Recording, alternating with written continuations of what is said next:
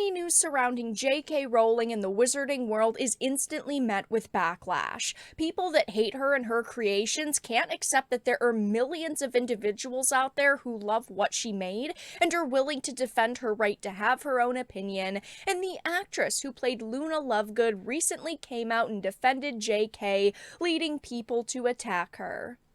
I have a bunch of different things to show off, but before we get into the topic, if you enjoy the content that I create, please make sure to subscribe to the channel and hit the notification bell. Follow me on social media like Twitter or mine so that you can see when my content is posted. And of course, if you do really enjoy the videos and the live streams that I create, please consider becoming a Dark Titan via Patreon or a supporter via YouTube memberships. So, I wanted to start off with this article. Harry Potter actress defends JK's views, warns about cancel culture, and honestly, I have to agree. Cancel culture is an extremely dangerous thing, and I've talked about it a lot on this channel, but all she did was come out and talk about how much she likes JK and how she had a great time working with her for years, and that she has her own opinions and has a right to her own opinions. But now, of course, the individuals who hate JK in the wizarding world are attacking her.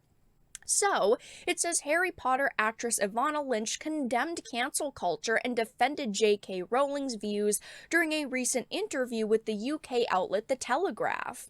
Lynch, who played the character Luna Lovegood in several of the films in the wizarding world, spoke to the outlet about politics, including her perspective on the dangers of cancel culture, and offered a defense of her controversial views. She explained that she grew up near the border of Northern Ireland, an area heavily shaped by the conflict that occurred during the later half of the 20th century, but it says that it all helped her to realize the true nature of cancel culture. She claimed that it was a similar kind of division that existed between two wanting Northern Ireland free and those wanting it to be with the UK, affecting society at large today. She said, "I'd have this nice chat with one of the cast. He was so friendly. And then when it got to his turn to share about himself, he said that he was a unionist, Protestant, and that he would have seen some of the political figures on the Republican side as the devil. I immediately had the sense of, I thought you were one of us."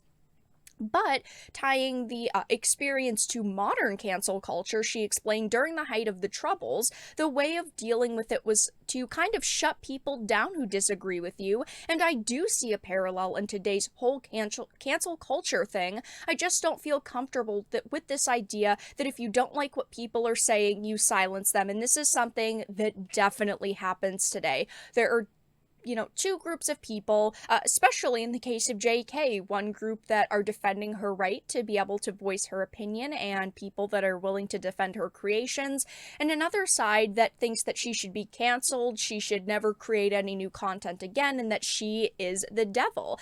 And it's very, if you don't agree with me, you are the enemy.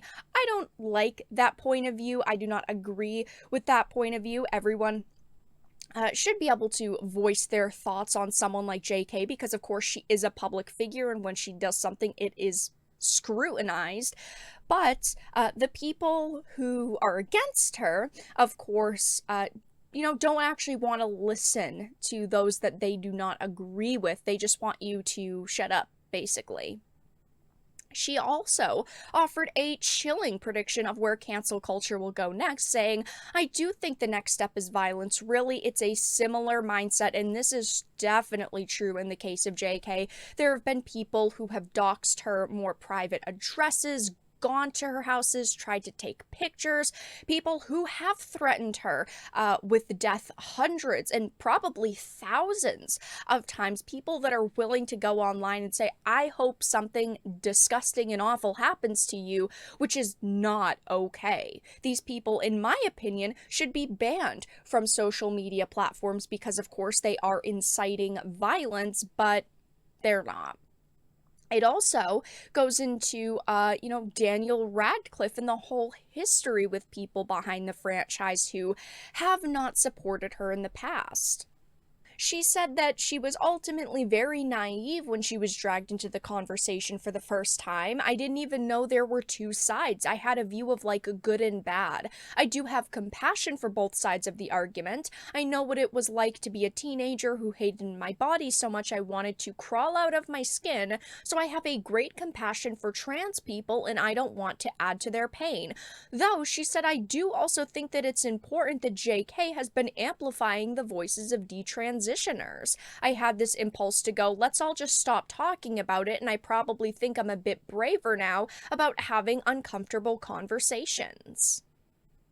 It says she maintained friendly feelings towards Rowling, earning her backlash from activists determined to brand Rowling and now her a transphobe. Meanwhile, the media has lumped her in with the actors admonishing the author. Lynch eventually deleted her Twitter account due to the social media fury over the tweet. So yes, Ivana did decide to delete her Twitter, or at least deactivate it for now. She'll probably end up coming back, but yeah, I mean, she had said that she was a friend and admirer of Joe, and she cannot forget what a generous and loving person she is, and that, in my opinion, is not a reason to attack someone. But Ivana is not the only Harry Potter actor who has come out and defended JK.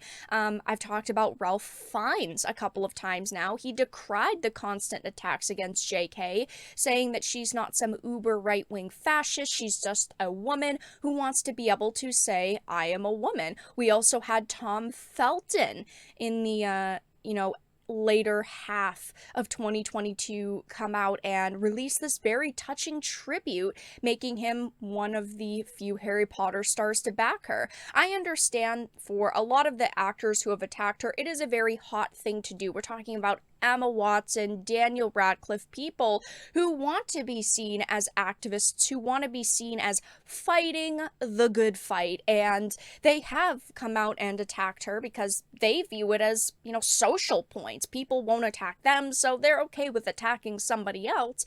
Emma Watson even said that she would come back to the franchise if JK dropped it and didn't have anything to do with it anymore, which of course is absolutely absurd since she created it. But yeah, unfortunately, we are living in a time where you can't go on social media and defend someone you worked with for 10 years of your life simply because she has opinions that other people do not like. And Ivana Lynch is the next target of cancel culture now. I hope that she comes back to social media in the next few weeks and she doesn't completely abandon it. Maybe she will. Other forms of social media like her Instagram are still up. I don't think that she will probably remove those because Twitter is definitely the most toxic out of all of them, even though the activists all said, we're gonna leave after Elon Musk buys the platform. They never left. They're still there. They still use it to attack people they don't like, and well, Ivana Lynch is the next target by the mob. But that's all that I really had to discuss in this video. Let everyone know your thoughts in the comment section down below. If you enjoyed this video and of course found it important and informative, please make sure to give it a like, share it, and subscribe to the channel. And of course, if you didn't, make sure to give it a dislike. I appreciate your support either way, but I will talk to you all again in the next video really soon.